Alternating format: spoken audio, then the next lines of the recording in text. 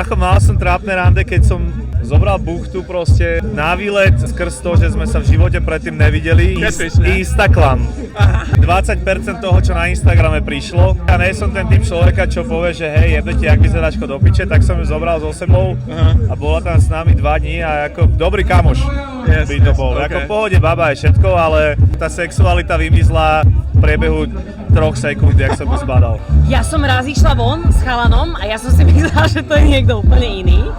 A keď som sa s ním stretla, on že čau a ja že... Mne to normálne, že chvíľu trvalo, keď som zistila, že týpek, ktorý mi písal na Instagrame, bol niekto iný, ako som si myslela.